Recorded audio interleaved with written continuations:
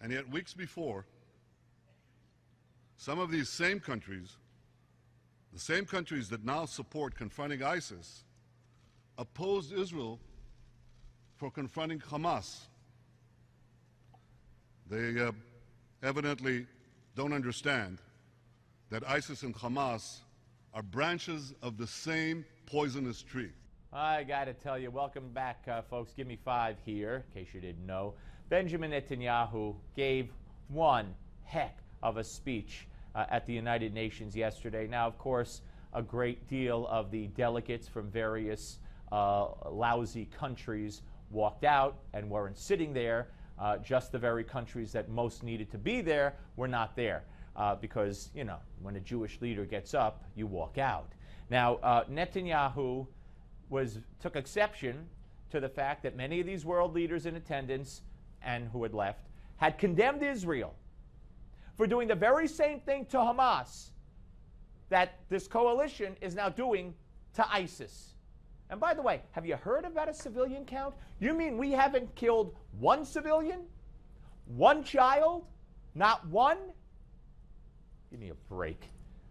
Anyway, Netanyahu is right on target. Hamas and ISIS are part of the same poisonous tree. They are different branches on that tree. He had a lot more to say. Here's some of it. Listen to ISIS self-declared caliph, Abu Bakr al-Baghdadi. This is what he said 2 months ago. A day will soon come when the Muslim will walk everywhere as a master. The Muslims will cause the world to hear and understand the meaning of terrorism and destroy the idol of democracy. Now listen to Khalid Mashal, the leader of Hamas. He proclaims a similar vision of the future. We say this to the West: by Allah, you will be defeated. Tomorrow, our nation will sit on the throne of the world. Yeah, there you go. What's the difference? What's the difference, world? What's the difference, United States of America administration? What's the difference between Hamas and ISIS? Here's more. As Hamas's charter makes clear, Hamas's immediate goal is to destroy Israel. But Hamas has a broader objective. They also want a caliphate. Hamas shares the global ambitions of its fellow militant Islamists. And that's why its supporters wildly cheered in the streets of Gaza as thousands of Americans were murdered in 9/11. And that's why its leaders condemned the United States for killing Osama bin Laden, whom they praised as a holy warrior. Yep, that's Hamas we're talking about. You want more? You got it. So when it comes to their ultimate goals, Hamas is ISIS and ISIS is Hamas.